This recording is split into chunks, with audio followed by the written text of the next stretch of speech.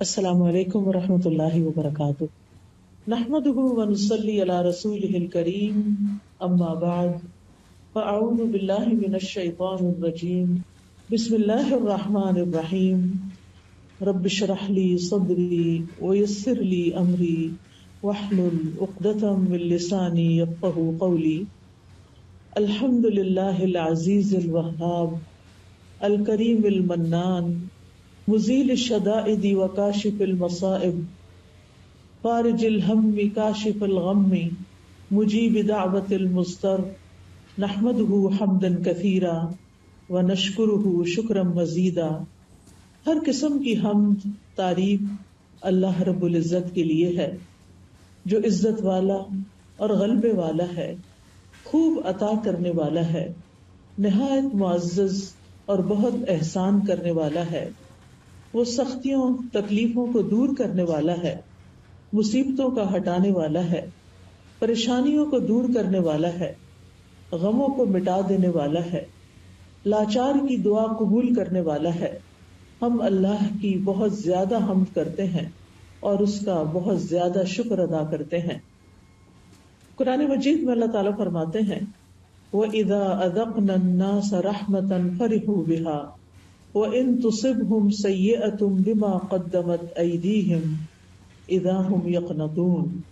اور جب ہم لوگوں کو اپنی رحمت کا مزہ چکھاتے ہیں تو وہ اس پر خوش ہو جاتے ہیں، اور اگر انہیں کوئی تکلیف پہنچتی ہے جو ان کے اپنے ہاتھوں نے آگے بھیجا ہوتا ہے اس کے سبب، تو یکا یک وہ مایوس ہو جاتے ہیں۔ یہ سورۃ الروم کی آیت نمبر 36 ہے۔ اس آیت میں انسانوں کی نفسیات کا ذکر ہے کہ انسان خوشی کے موقع پر کیا کرتا ہے اور غم کے موقع پر کیا کرتا ہے۔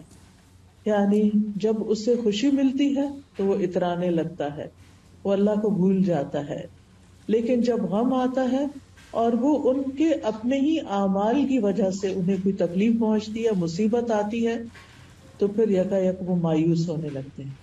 یعنی بہت کم انسانوں کے اندر ایک اعتدال کا رویہ ہوتا ہے کہ جس میں وہ خوشی اور غم کے موقع پر اپنے آپ کو کمپوز رکھیں، خوشی کے موقع پر اللہ کا شکر ادا کریں اور غم کے موقع پر صبر و شکر سے کام لیں۔ لیکن انسان کا عمومی رویہ یہی ہے کہ انسان خوشی کے موقع پر شکر ادا کرنا بھول جاتا ہے اور اسی طرح تکلیف کے موقع پر صبر کرنا بھول جاتا ہے۔ لیکن مومن کا حال اس کے برعکس ہوتا ہے۔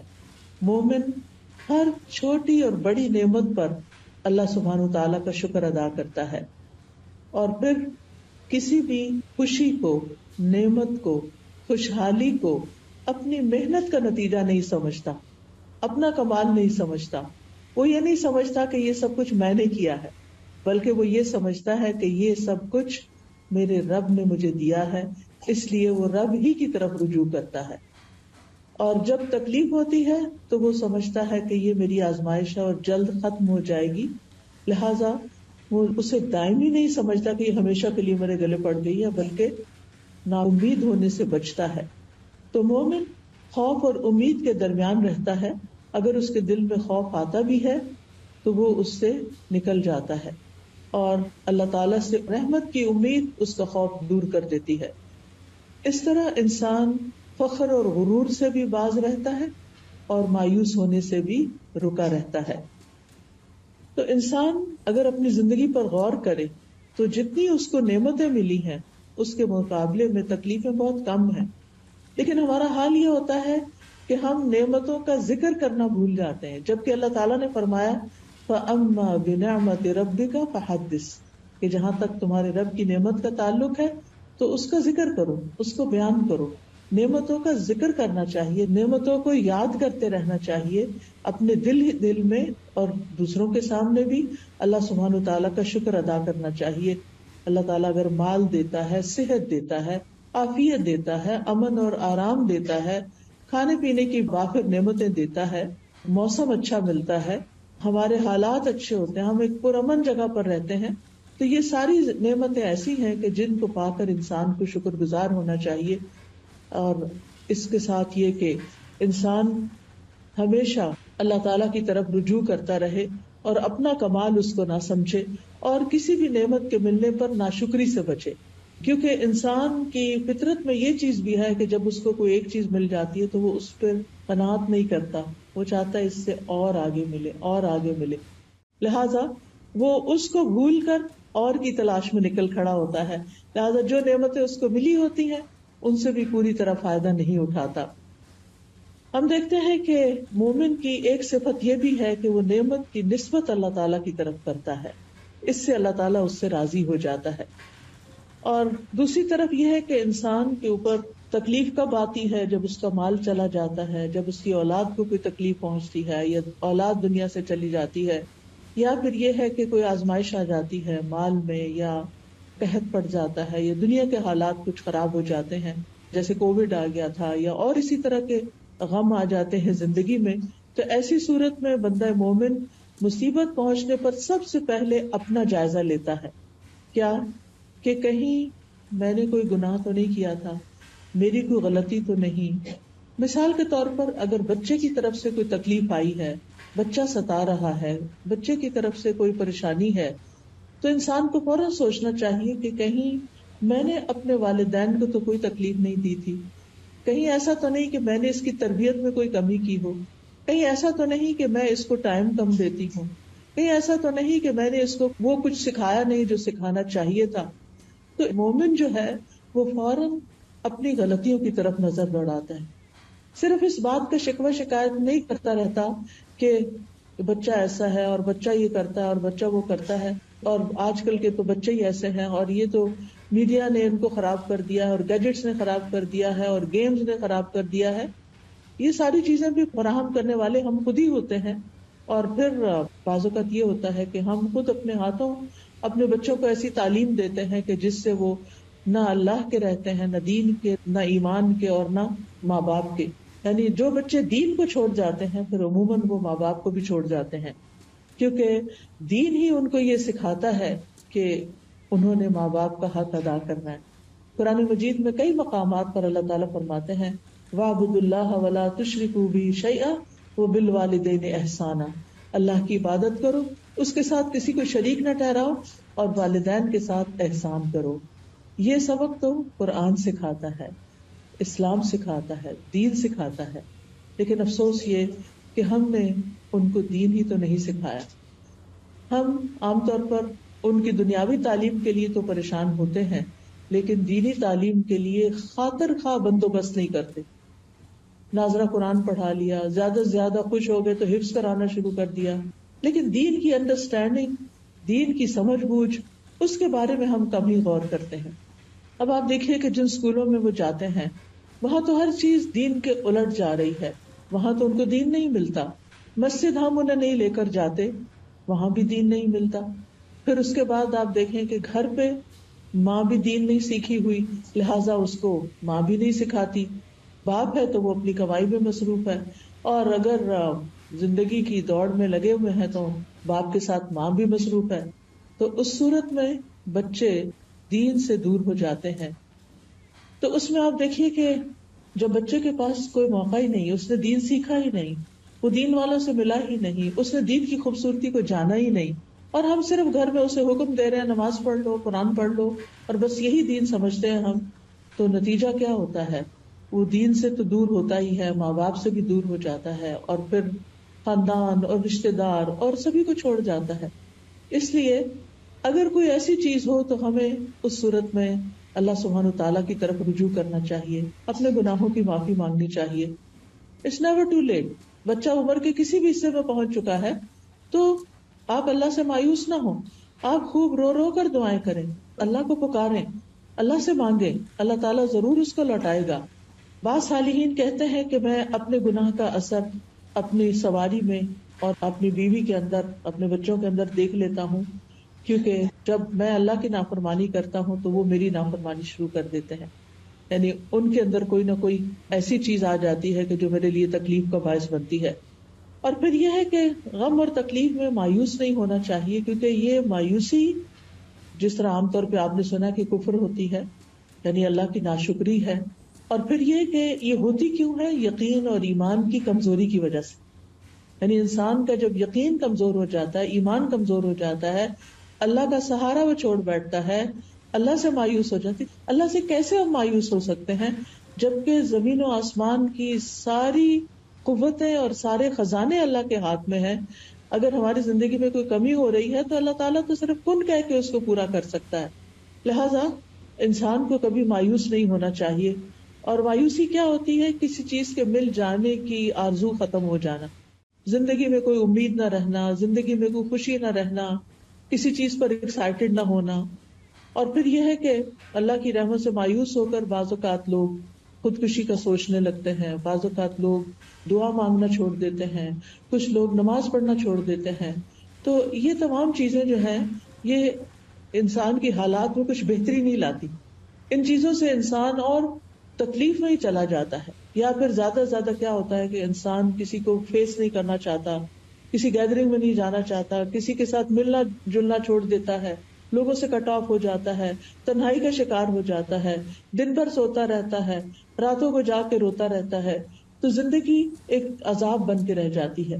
تو اس لیے بہت ضروری ہے کہ انسان مایوسی سے نکلے، ڈپریشن سے نکلے اور اللہ سبحانہ و تعالیٰ کو تھام لے، اللہ کی طرف رجوع کرے اور اس وقت کے گزرنے کا انتظار کرے. اللہ سبحانہ و تعالیٰ قرآن مجید میں بندوں کو مایوس ہونے سے منع فرماتا ہے کہ لا تقنطوا من رحمت اللہ ان اللہ یغفر الذنوب جمیعا. اللہ کی رحمت سے مایوس نہ ہو. اللہ سبحانہ و تعالیٰ سارے گناہ یقینی طور پہ معاف کر سکتا ہے، وہ معاف کر دے گا. اسی لیے مایوسی کو ایک کبیرہ گناہ کہا گیا اور اسے گمراہ لوگوں کی صفت کہا گیا. وَمَن يَقْنَطُ مِن رَحْمَتِ رَبِّهِ إِلَّا الضَّالُّونَ. اور گمراہوں کے سوا کون اپنے رب کی رحمت سے نا امید ہو سکتا ہے. یعنی اس کا مطلب یہ ہے کہ اگر کوئی انسان مایوسی کا شکار ہے تو وہ سیدھے رستے سے ہٹ گیا ہے. جو رستہ اللہ سبحانہ تعالیٰ کی طرف جاتا ہے اور اللہ سبحانہ تعالیٰ کی رحمت جس سے انسان پاتا ہے، تو ایسی صورت میں انسان نا امید نہیں ہو سکتا. نا امیدی جو ہے یہ اللہ تعالیٰ کی بے ادبی کی ایک قسم ہے، اور اللہ تعالیٰ سے مایوس ہونا اللہ تعالیٰ کی صفات کا بھی انکار ہے. اور اللہ کی رحمت سے نا امید ہونا جو ہے وہ انسان کے اپنے حق میں سب سے زیادہ نقصان دہ ہے. پھر ہم دیکھتے ہیں کہ اللہ سبحانہ تعالیٰ اپنے بندوں کو مایوس ہونے سے بچاتا ہے، اور اس کے لیے بارش کی مثال دی جاتی ہے کہ وہی ہے جو بارش برساتا ہے جبکہ لوگ نا امید ہو چکے ہوتے ہیں، اور اپنی رحمت کو پھیلا دیتا ہے، اور وہی مدد کرنے والا ہے اور تمام تعریفوں کے لائق ہے. اسی طرح ایک حدیث قدسی میں آتا ہے، نبی صلی اللہ علیہ وسلم نے فرمایا، ہمارا رب عز و جل اپنے بندوں کی مایوسی پر ہنستا ہے حالانکہ حالات کی تبدیلی قریب ہوتی ہے. تو ایک نے عرض کیا، اے اللہ کے رسول صلی اللہ علیہ وسلم، کیا رب عز و جل بھی ہنستا ہے؟ اللہ تعالیٰ بھی ہنستا ہے؟ تو آپ نے فرمایا ہاں. تو انہوں نے عرض کیا، جو رب ہنستا ہے ہم اس کے ہاں خیر اور بھلائی کو کم نہیں پا سکتے، یعنی پھر وہ تو خوب خیر اور بھلائی کو عام کرنے والا ہے. سفیان ابن عیینہ کہتے ہیں، جس نے لوگوں کو اللہ کی رحمت سے مایوس کیا یا خود اللہ کی رحمت سے مایوس ہوا، اس نے دراصل ایک غلط کام کیا. یعنی نہ تو کسی کو مایوس کرنا چاہیے اور نہ خود مایوس ہونا چاہیے، کیونکہ مایوسی کفر اور ہلاکت کا سبب ہے، گمراہی کی ایک وادی ہے اور مایوسی میں تباہی ہے. اور مایوس ہونے والے جو ہیں وہ پھر کسی کام کے نہیں رہتے، نیکی کے کام میں سستی اور کمزوری آنے لگتی ہے. مایوسی سے انسان اللہ کے ذکر سے دور ہو جاتا ہے اور بعض اوقات گمراہیوں کی طرف اور گناہوں کی طرف چل پڑتا ہے. بعض لوگ ڈرنک کرنا شروع کر دیتے ہیں، بعض لوگ نشے کا شکار ہو جاتے ہیں، اور انسان پروڈکٹیو نہیں رہتا. مجبوراً جو دنیا کے کام کرنے پڑتے ہیں، حتیٰ کہ کھانے پینے سے بھی غافل ہو جاتا ہے، اس کو کھانا پینا بھی اچھا نہیں لگتا، اس کے دل سے سکون اڑ جاتا ہے، سکینت ختم ہو جاتی ہے، بے قراری اور غم اس کی زندگی پہ چھا جاتا ہے، اس کے دل کے اندر ایک بگاڑ آ جاتا ہے. اور پھر ایسی صورت میں انسان کو چاہیے کہ اپنا سیلف انالیسس کرے تاکہ وہ اس کنویں سے باہر نکلے، اس مصیبت سے باہر نکلے. ہم سب کے لیے کچھ سوال ہیں، میں سوال کرتی جاؤں گی، آپ اپنا جائزہ لیتے جائیں کہ کیوں میں اللہ کی رحمت سے مایوس ہوئی، کب ہوئی، کن کن مواقع پر میں پریشان ہوتی ہوں، وہ کون سی چیز ہے جس کی وجہ سے میرے اندر چڑچڑا پن آ جاتا ہے. آپ گھر جا کے ان سوالوں کو لکھ بھی سکتے ہیں. یعنی پہلے تو مرض کو ڈائگنوز کریں کہ وہ کون سی چیز ہے جس کی وجہ سے مجھے بہت غصہ آ جاتا ہے، میں بہت پریشان ہو جاتی ہوں، میں ڈپریشن میں چلی جاتی ہوں، میں مایوسی میں چلی جاتی ہوں. دوسرا سوال یہ کہ پھر میں اس سے نکلنے کے لیے کیا کرتی ہوں، یعنی کیا میں اس میں جب گرتی ہوں تو پھر میں گری رہتی ہوں یا میں باہر آنے کی کوشش کرتی ہوں. اس وقت میری کیفیت کیا ہوتی ہے؟ رونا دھونا، یا شکوے شکایت کرنا، یا ہر وقت اٹھتے بیٹھتے آہوزاری کرنا، یا پھر کسی علم والے سے، کسی ڈاکٹر سے، کسی سائیکیٹرسٹ سے، کسی دینی عالم سے رجوع کرنا. آپ دیکھیے کہ ہم میں سے ہر ایک کی آزمائش فرق ہوتی ہے، لیکن دنیا کا کوئی انسان ایسا نہیں کہ جو آزمایا نہ جائے. مثلاً ہم چھوٹی چھوٹی چیزوں پر بھی اپنی زندگی میں پریشان ہوتے ہیں. مثال کے طور پر آپ جس گھر میں رہتے ہیں وہاں کا شور، بچوں کا شور یا کسی کا اونچا بولنا آپ کو بہت ڈسٹرب کرتا ہے، جس کی وجہ سے آپ سارا دن ڈسٹرب ہی رہتے ہیں. پھر اسی طرح کسی کا اصول توڑنا، مثلاً آپ اپنے ہسبینڈ کے ساتھ گاڑی میں جا رہے ہیں، وہ اسٹاپ سائن پہ رکتے نہیں، وہ ڈرائیونگ کرتے ہوئے اسپیڈ لمٹ سے آگے چل پڑتے ہیں. اس طرح کی چھوٹی چھوٹی باتیں. وہیں گاڑی میں بیٹھے بیٹھے آپ پریشان ہو جاتے ہیں، آپ اتنے شوق سے کسی پکنک پہ جا رہے ہیں لیکن وہ جو راستے میں ٹریفک رولز توڑے جا رہے ہیں اور آپ ٹینس بیٹھے ہوئے ہیں کہ ابھی کسی کو آپ نے دیکھ لیا تو اب شامت آئی اور اب پتہ نہیں کیا ہوتا ہے، کوئی ایکسیڈنٹ. یعنی سارا وقت جو ہے وہ آپ کا ایک ٹینشن میں، ایک پریشانی میں اور ایک خوف میں اور ایک غم میں گزرتا ہے، حتیٰ کہ آپ نہ ریلیکس ہوتے ہیں، نہ کوئی بات کرتے ہیں، نہ ہنس سکتے ہیں، نہ خوش ہو سکتے ہیں. سارا وقت آپ کی نظر جو وہ سڑک پر ہی لگی ہوئی ہے کہ اب پتہ نہیں کیا ہوگا اور اب کیا ہوگا. اسی طرح کچھ لوگوں کی پریشانی روپے پیسے میں، بزنس میں، جاب میں کمی کی وجہ سے ہوتی ہے. کبھی لوگوں کو اپنے خاندان والوں سے بہت شکوے شکایات ہوتے ہیں، والدین سے شکایتیں ہوتی ہیں، پھر شوہر ایسا مل گیا، پھر بچے ویسے ہو گئے، پھر بہن بھائی ایسے ہیں، پھر رشتے دار ایسے ہیں، زمانہ ہی ایسا ہے، لوگ ہی ایسے ہیں. کوئی بھی اچھا نہیں، سبھی سے بد دل، سبھی سے مایوس، کوئی توجہ نہیں دیتا، کوئی مجھ سے محبت نہیں کرتا. یعنی اس قسم کی باتوں میں کھوئے رہتے ہیں. کچھ لوگوں کو اللہ کا شکر ہے کہ صحت کا بھی مسئلہ نہیں ہوتا، رشتے داروں کا بھی، ان میں سے نہ مالی بس سب نعمتیں ہیں. وہ پوری دنیا کو اپنے سر پہ بٹھا دے، کس ملک میں کیا ہو رہا ہے اس کی خبریں سن، اس کی سن. رہتے یہاں ہے، 20 سال سے پاکستان نہیں گئے، لیکن پاکستان کے حالات پہ اتنے دکھی اور اتنے غمگین رہتے ہیں کہ جیسے ان کے اس دکھ اور غم کی وجہ سے سارے حالات ٹھیک ہو جائیں گے. جس محفل میں بیٹھیں گے وہاں پالیٹکس ڈسکس کرنا شروع کر دیں گے اور مستقل ایسا لگتا ہے کہ جیسے وہی سب سے زیادہ ایکسپرٹ ہیں ان ساری چیزوں پہ. حالانکہ ان ساری باتوں کا ان کی ذات سے کوئی خاص تعلق نہیں ہے. جب آپ کسی ملک میں رہتے نہیں ہیں تو اس کے غم پالنے سے آپ کا کچھ بھلا نہیں ہونے والا. تو یاد رکھیے، خوشی یا مصیبت پہنچنے پر اپنے رویے، اپنے ریئیکشن کو دیکھا کریں کہ میں اس پر ریئیکٹ کس طرح کرتی ہوں، اور پھر اس ریئیکشن کے بعد وٹ نیکسٹ میں کیا کرتی ہوں. یعنی مثال کے طور پر شوہر کی کوئی بات بری لگی، اس کے ساتھ غصے سے ریئیکٹ کیا، اس کے بعد اس کا بھی موڈ آف ہو گیا، آپ کا بھی ہو گیا. اب سارا دن کوئی بول چال نہیں، اب سارا دن اپنے آپ کو کھائے چلے جا رہے ہیں، کھائے چلے جا رہے ہیں. اب آپ کو کرنا کیا چاہیے؟ اب آپ سوچتے ہیں کہ اب یہ حالات ٹھیک کیسے ہوئے، کہ کچھ مرد حضرات تو ایک دفعہ ناراض ہو جائے تو پھر دن ہی لگ جاتے ہیں ان کو واپس لوٹنے میں. تو پھر آپ کو یہ پریشانی لگتی ہے کہ اب پتہ نہیں کس دن گھر کا ماحول ٹھیک ہوگا، اور پھر ابھی ٹھیک ہو نہیں رہتا کہ پھر دوبارہ کوئی مسئلہ پیش آ جاتا.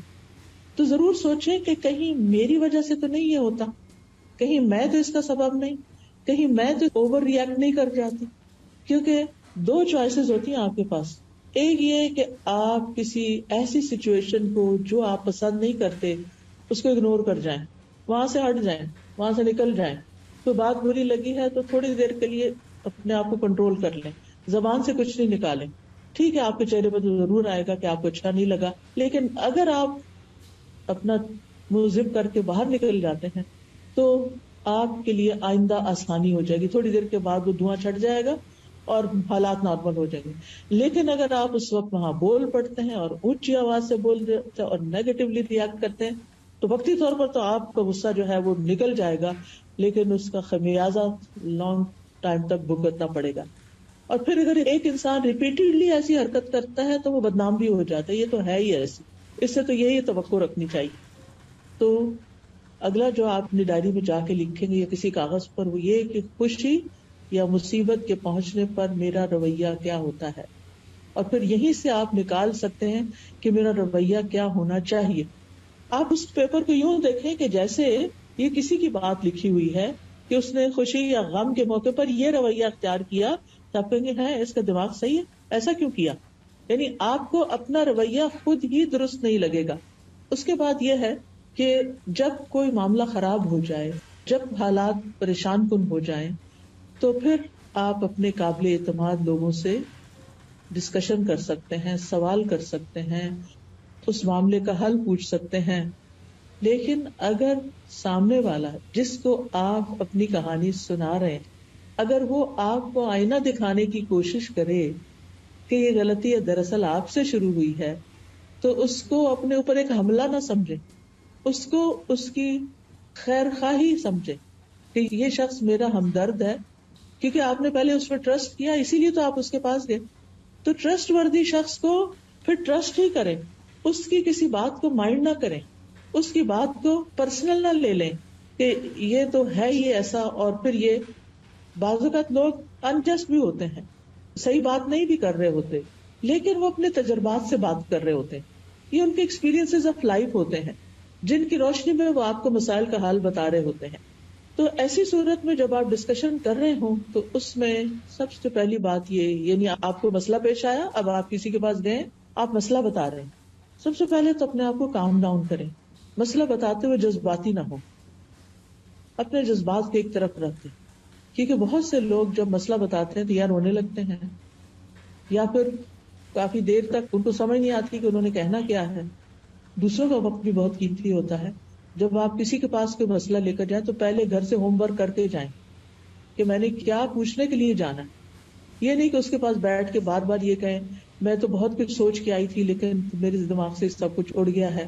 تو اس طرح کی باتیں نہ کریں، بلکہ اپنا وقت بھی استعمال کریں اور دوسرے کا بھی کریں، چاہے بہن ہی ہو، آپ کی دوست ہو، آپ کے ہسبینڈ ہو، کوئی بھی ہو. پہلے سے ہوم ورک کریں کہ میں نے کہنا کیا ہے، اور پھر جب آپ اس کے پاس جائیں اپنی بات کو اچھے سے بتائیں اور اس کی بات کو پوری توجہ کے ساتھ سنیں، بہت اچھے سے سنیں، بیچ میں اس کی بات نہ کاٹیں، بیچ میں نہ بولیں. جب وہ بتانے لگے، کچھ آپ کو سمجھانے لگے، چاہے آپ کو پسند آ رہا ہے یا نہیں آ رہا، جواب آپ کی مرضی کے مطابق ہے یا نہیں ہے، تو آپ اس کو سن لیں ایک دفعہ، کوئی اور رائے نہ دیں. پھر آپ بیٹھ کے اس کی نیت پہ شک نہ کرنے لگے، یعنی کہ اس کی نیت ہی خراب ہے، یہ تو میرا بھلا چاہتا ہی نہیں. کیونکہ دنیا میں کوئی ٹول ایسا ابھی تک ایجاد نہیں ہوا جس سے کسی کی نیت پرکھی جا سکے. اس معاملے میں بھی اور عام طور پر بھی کسی کی نیت کو اٹیک نہ کریں. جو بھی انسان ہے، جیسا بھی ہے، اس کے بارے میں حسن ظن رکھیں، اس کے بارے میں پازیٹو سوچیں کہ یہ اچھا انسان ہے، انلیس کہ وہ کوئی ایسی چیز کرے تو اس معاملے میں اس کو ایکسکیوز کر دیں. لیکن چھوٹی موٹی غلطیوں سے یا کسی کی ٹنگ سلپ سے اس میں ہنسنا نہ شروع کر دیں یا اس کے بارے میں برا خیال نہ کریں. پھر آپ دیکھیے کہ جب آپ گفتگو کریں، اپنا مسئلہ بیان کریں، تو اپنی نیت کو بھی ٹٹولیں کہ آپ کیوں مسئلہ بیان کر رہے ہیں، اور پھر یہ کہ آپ واقعی مسئلے کا حل چاہتے ہیں یا صرف کتھارسس چاہتے ہیں کہ آپ کو کوئی مل جائے کہ جس کے سامنے اپنی کہانی سنائے. بعض لوگ ایسا بھی کرتے ہیں کہ کسی کے پاس جاتے ہیں، اس کو مسئلہ سناتے رہتے ہیں اور اس سے پوچھنے کی زحمت بھی نہیں کرتے کہ آپ اس بارے میں کیا کہتے ہیں. جب ساری کہانی سنا چکتے تو پھر کہتے ہیں بس یہی تھا جو آپ کو بتانا چاہ رہے تھے، اینڈ دیٹس اٹ، کہانی ختم ہو گئی ہے، اب ہمارا غصہ دور ہو گیا. کوئی مشورہ ملے یا نہ ملے، اور اس نیت سے تو جاتے ہی نہیں کہ کوئی مشورہ ملے گا تو اس پہ عمل کرنا ہے، وہ تو صرف اپنے دل کی بھڑاس نکالنے کے لیے بعض اوقات ہم جاتے. اور پھر ایک شخص کو بھی سنا کے تسلی نہیں ہوتی، کچھ باقی رہ جاتا ہے، پھر کوئی اور دوسرا پکڑ لیتے ہیں، اس کے ساتھ بیٹھ جاتے ہیں، اس کو سناتے ہیں، کوئی تیسرا مل جاتا ہے، اس کو سناتے ہیں، اور پھر اس طرح اپنے آپ کو مزید کنفیوز بھی کرتے ہیں. تو بہرحال ہمیں بات طریقے سے کرنی ہے، جس سے بھی کرنی، ہم میں سے ہر ایک کو ضرورت ہوتی ہے کاؤنسلنگ. اور پھر یہ ہے کہ اپنی رائے دوسروں پہ مسلط نہیں کرنی، بلکہ دوسروں کے نقطہ نظر کو سمجھنے کے لیے دھیان لگانا ہے اور اگر آپ کو دوسرے کی کوئی بات سمجھ نہیں آئی تو شائستہ انداز میں اس سے سوال بھی کرنا ہے کہ آپ اپنی بات دوہرا دیجئے. اور پھر یہ ہے کہ انسان کو غم، پریشانی، دکھ، مایوسی سے نکلنے کے لیے کچھ اور کام بھی کرنے، یعنی دوسروں سے صرف باتیں نہیں کرتے رہنا، اپنے آپ سے بھی کچھ بات کرنی ہے. ایسے مواقع پر اپنے آپ کو ٹائم دیجیے، اپنے آپ سے سوال کیجیے، اپنے آپ کو کچھ سکھائیے. کیسے؟ نمبر 1، اس دنیا کی حقیقت کو سمجھیں. جو لوگ اس دنیا کی حقیقت کو سمجھ جاتے ہیں ان کی پریشانیاں ختم ہو جاتی، کیونکہ وہ اس دنیا کی طرف نہیں دیکھتے بلکہ وہ آگے کی دنیا کو دیکھتے ہیں. وہ یہاں کے غم بھلا دیتے ہیں آخرت کے غموں کے ساتھ، کیونکہ غم کا مقابلہ غم سے کرنا ہے نا. تو جب ان کو آخرت کی فکر لگ جاتی ہے تو دنیا کی بہت سی فکریں سب سائڈ ہو جاتی ہیں. وہ کہتے ہیں یہ تو کچھ بھی نہیں. جب زمین کے اوپر رہنا مشکل لگتا ہے تو زمین کے اندر جو لوگ پڑے ہوئے ہیں قبرستانوں میں، جب ان کے بارے میں سوچیں گے تو کیا ہوگا. زمین کے اوپر رہنا پرسکون لگے گا. رات کو اگر نیند نہ آئے اور خیالات ڈسٹرب کریں تو اپنی سوچ کا رخ موڑیں ان لوگوں کی طرف جو قبروں کے اندر ہیں اور ان کو ایک پل کے لیے بھی چین نہیں ہے. تو آپ سوچیں کہ مجھے تو اللہ نے اتنا اچھا کمرہ دیا ہے، اتنا اچھا گھر دیا ہے، اتنا کمفرٹیبل بیڈ دیا ہے، میرے لیے ہیٹنگ اور کولنگ کا انتظام ہے، میرے پاس سب کچھ ہے، میں آخر کس بات پہ پریشان ہو رہی ہوں. تو یاد رکھیے مشکلات اور پریشانیاں زندگی کا حصہ ہیں. کیوں؟ اس لیے کہ اللہ سبحانہ وتعالیٰ نے ہمیں اس دنیا میں ٹیسٹ کرنے کے لیے بھیجا ہے. الذی خلق الموت والحیات لیبلوکم ایکم احسن عملا. وہ جس نے موت اور زندگی کو بنایا تاکہ تمہارا امتحان لے کہ تم میں سے کون اچھے عمل کرتا ہے، کس کے ریاکشنز، کس کے ریسپانسز زیادہ اچھے ہیں. یعنی زندگی میں کام کاج کرتے ہوئے کسی بھی چیز، کوئی بھی کام، چاہے آپ ڈرائیونگ کر رہے ہیں، چاہے آپ کوکنگ کر رہے ہیں، چاہے آپ لانڈری کر رہے ہیں، ان ساری چیزوں میں انسان تھکتا ہے. انسان تھکتا ہے کام کرتے ہوئے. کچھ لوگ ہوتے ہیں وہ اظہار نہیں کرتے، ان کا وقت بھی گزر جاتا ہے. اور کچھ لوگ ہوتے ہیں ہر تھوڑی دیر کے بعد کہتے ہیں آج تو بہت تھک گئی، بہت تھک گئی. یعنی جو پاس بیٹھے ہوں گے وہ بیزار ہو جائیں گے سن سن کر آپ کی تھکاوٹ کی باتیں. نتیجہ کیا ہوگا؟ وہ آپ کے پاس بیٹھنا نہیں چاہیں گے. پھر آپ اور پریشان ہوں گے کہ یہ لوگ مجھے ٹائم نہیں دیتے، مجھے توجہ نہیں دیتے، میری بات نہیں سنتے.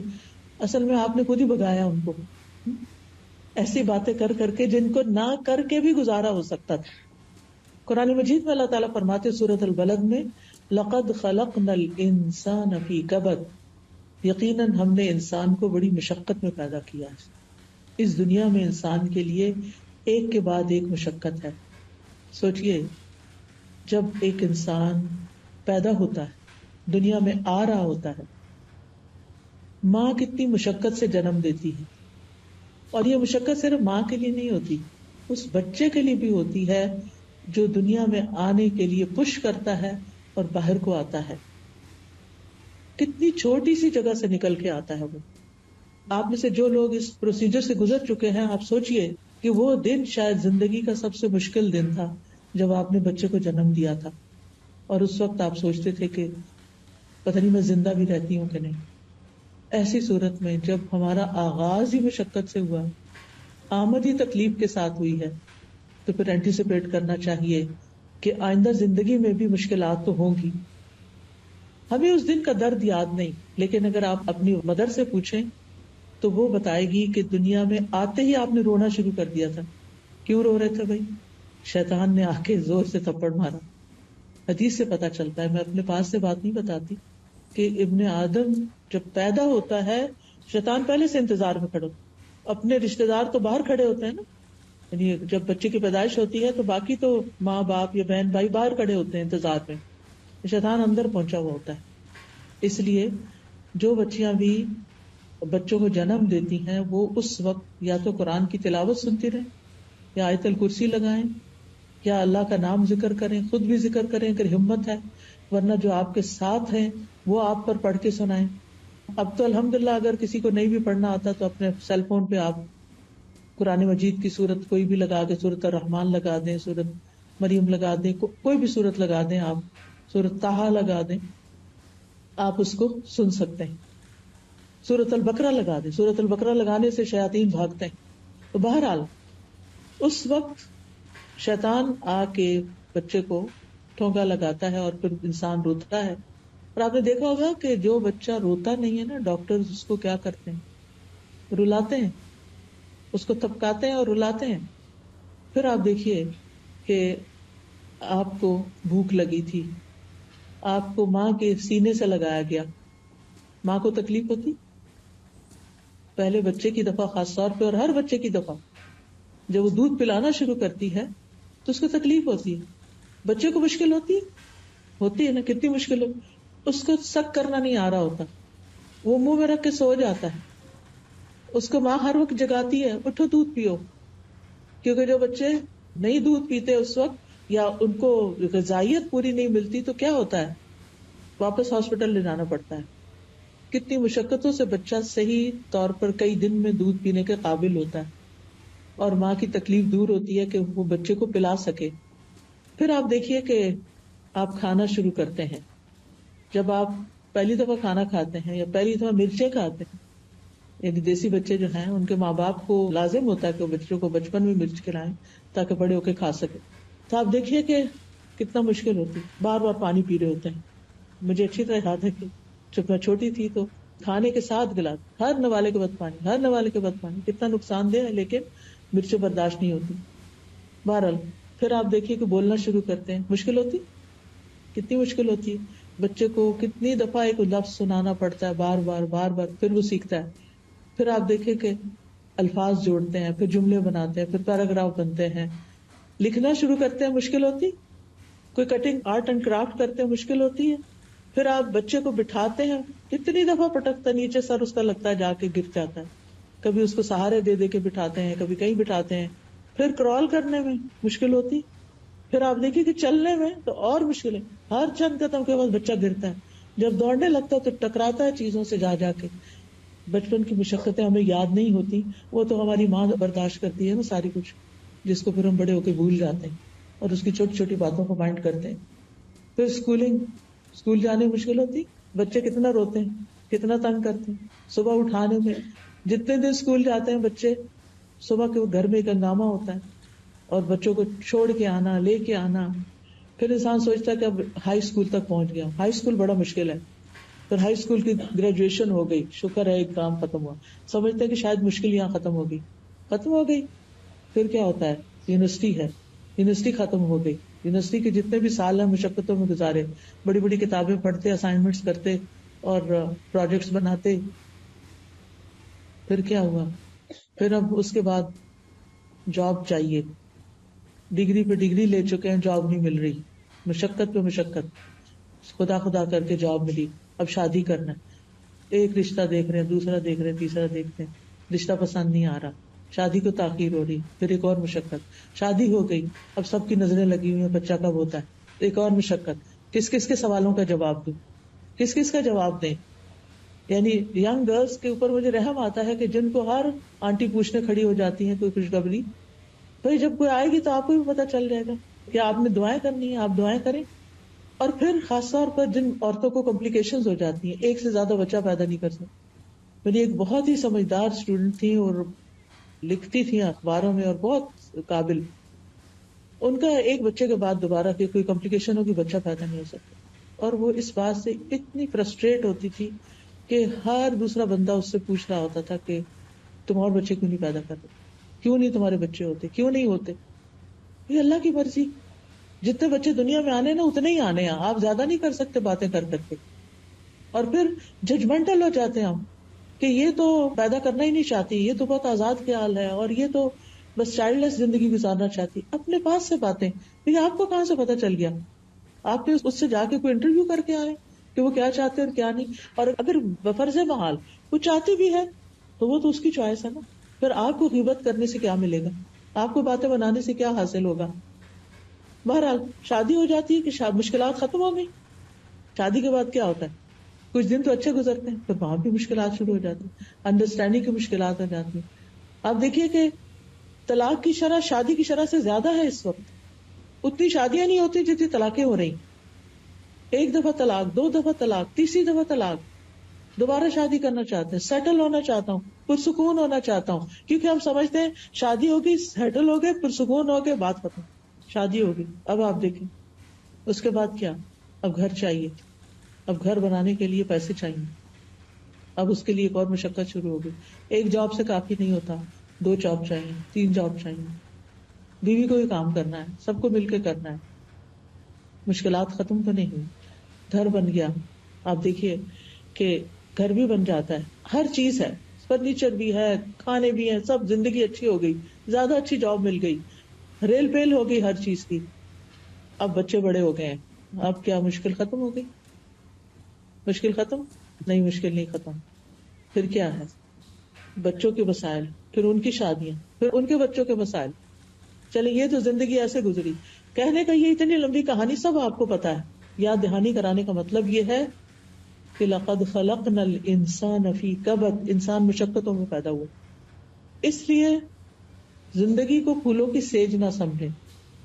زندگی میں صرف خوشیاں مت تلاش کریں، اپنے آپ کو اسٹرانگ کریں تاکہ آپ مسائل سے نبٹ سکیں، آپ مشکلات کو فیس کر سکیں، آپ ان کا سولوشن سوچ سکیں، آپ خود بھی کھڑے ہو سکیں، دوسروں کو بھی کھڑا کر سکیں، اپنے غم بھی دور کر سکیں اور دوسروں کے بھی کام آ سکیں. کیونکہ ایمان ہی ایسی چیز ہے کہ جس کے ساتھ انسان مضبوط ہو سکتا ہے. اللہ کی ذات پہ بھروسہ اور توکل ہی ایسی چیز ہے کہ جس کے سہارے انسان ان مشکلات کو ڈیل کر سکتا ہے، نبٹ سکتا ہے، اور ان کو مشکلات نہیں سمجھتا بلکہ اپنی روٹین کے کاموں کو اور اپنی زندگی کی گاڑی کو چلائے رکھتا ہے. اب آپ دیکھیے یہ زندگی مشکل ہے، لیکن کیا موت کا دن مشکل نہیں؟ اگر موت کی مشکلات جاننا چاہتے ہیں تو پیلیٹیو کیئر کے ڈپارٹمنٹ میں کچھ دن والنٹیئر کیجیے، اور پھر دیکھیے کہ جب لوگوں کی جان نکلتی ہے، جب وہ جاتے ہیں تو کتنے کتنے دن بعض اوقات نزع کے عالم میں رہتے ہیں، اور پھر احادیث سے ان کی ڈیٹیل معلوم کریں کہ موت کی سختیاں کیا چیز ہیں. نبی صلی اللہ علیہ وسلم اپنے آخری وقت میں بار بار ان پہ غنودگی طاری ہو جاتی تھی، پانی کا پیالہ رکھا ہوا تھا جس میں ہاتھ ڈال کے اپنے چہرے پہ پانی لگاتے تھے اور فرماتے تھے ان للموت سکرات، موت کی سختیاں ہیں. اور دعا بھی مانگنی چاہیے کہ اللہ تعالیٰ ہمارے لیے وہ آسان کر دیں. روح کا نکلنا کوئی آسان دن نہیں، مشکل مرحلہ ہے. روح جسم سے 4 سٹیجز میں نکلتی ہے. سب سے پہلے تو روح جسم میں اکٹھی ہوتی ہے ایک جگہ، پاؤں کی انگلیوں سے شروع ہو کے، ہاتھوں کی انگلیوں سے شروع ہو کے. اسی لیے آپ دیکھیں کہ جو لوگ فوت ہو رہے ہوتے ہیں نا، اگر آپ ان کے ہاتھوں کو ہاتھ لگائیں بالکل ٹھنڈے برف ہو چکے ہوتے. پھر آپ دیکھیں کہ ساری جگہ سے اکٹھی ہو کے ایک جگہ پر آتی ہے جس کے بارے میں اللہ تعالیٰ فرماتے ہیں کلا اذا بلغت التراقی، ہرگز نہیں، جب جان حلق تک پہنچ جائے گی، یہاں تک آ جاتی، کالر بون تک، ہنسلی کے پاس آ جاتی ہے، تو یہاں پر پھر شدید درد ہوتا ہے اور یہ دردناک لمحہ ہوتا ہے. وہ بلغت القلوب الحناجر، یوں لگتا ہے دل منہ سے باہر نکل آئے گا. پھر روح نکلنے کا مرحلہ ہوتا ہے والنازعات غرقا، ان فرشتوں کی قسم جو جسم کے اندر گھس کے روح کو نکال کے لے جاتے ہیں. والناشطات نشطا، اور ان کی قسم جو آسانی سے مومنوں کی جان نکال لیتے ہیں. یعنی کافر کی جان نکالنا زیادہ مشکل ہوتی ہے بنسبت مومن کی، کیونکہ اس کی روح باہر نکلنا نہیں چاہتی. اس کو پتا ہے کہ آئندہ موت کے فرشتے دیکھے جو بہت ہی یعنی نیک روحوں کے پاس تو اچھے فرشتے آتے ہیں، جیسے اچھا ڈاکٹر آ جائے تو آپ کی تکلیف ہلکی ہو جاتی. تو جو نیک لوگ ہوتے ہیں ان کے پاس اچھے فرشتے خوش شکل، اچھے لباس میں، اچھی وضاحت، خوشبو کے ساتھ اور نرمی کے ساتھ وہ آتے ہیں اور بیٹھ جاتے ہیں اور پھر کہتے ہیں یا ایتھا النفس المطمئنہ، اے نفس مطمئنہ، ارجعی الی ربک راضیۃ مرضیہ، واپس چلو اپنے رب کی طرف. وہ تو تم نے ٹیسٹ کے لیے یہاں بھیجا تھا، اب واپسی کا وقت ہے. واپس چلو اپنے رب کی طرف راضیۃ، اس حال میں کہ تم رب سے راضی ہو. کیونکہ اس وقت بھی شیطان بہکاتا ہے، یہ دیکھو تمہارا رب تمہارے ساتھ کیا کر رہا ہے. مومن کہتا ہے میں اپنے رب سے راضی ہوں. جیسے دنیا میں تکلیف کی حالت میں وہ اپنے رب سے راضی رہتا تھا، موت کے وقت بھی راضی رہتا ہے. راضیۃ مرضیہ، ایسے شخص پر رب کی رضا بھی آ جاتی، اور اس کو کیا صدا ملتی، کیا آواز آتی، فادخلی فی عبادی وادخلی جنتی، آؤ میرے نیک بندوں کے ساتھ تم بھی جمع ہو جاؤ، آؤ میری جنت میں داخل ہو جاؤ۔ کتنا اچھا انجام ہے اس شخص کا جو نفس مطمئنہ رکھتا ہے، دنیا کی مشکلات میں ہوش و حواس نہیں کھو بیٹھتا، دنیا کی تکلیفوں میں اپنے رب سے راضی رہتا ہے۔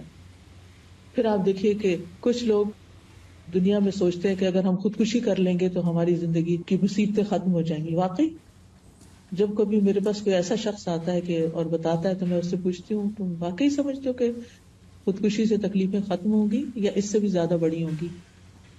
ہاں یہ تو ہے کہ حرام موت ہے، پھر ایسا اور ویسا ہو گیا، تو پھر یہ تکلیفیں بڑی ہیں یا وہ؟ عقل مند تو یہ سوچتا ہے نا یہ تکلیف برداشت کر لو، یہ ورتھ ہے برداشت کرنا بنسبت اس سے بڑی تکلیف کے۔ بہرحال اس کے بعد کیا ہوتا ہے انسان کے ساتھ، کہاں جاتا ہے مرنے کے بعد؟ قبر میں جاتا ہے۔ قبر کا مرحلہ آسان ہے؟ آسان ہے؟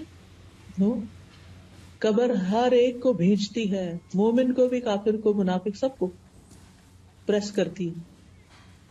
اور پھر کیا ہوتا ہے، منکر نکیر آ جاتے ہیں، وہ کیا کرتے ہیں، سوال کرتے ہیں، من ربو کا، ما دینو کا، من نبیو کا، اور بڑے سخت انداز میں سوال کرتے ہیں، جیسے کوئی پولیس مین جو کسی مجرم سے سوال کر رہے ہیں اور ڈانٹ ڈپٹ کے کر رہے ہیں۔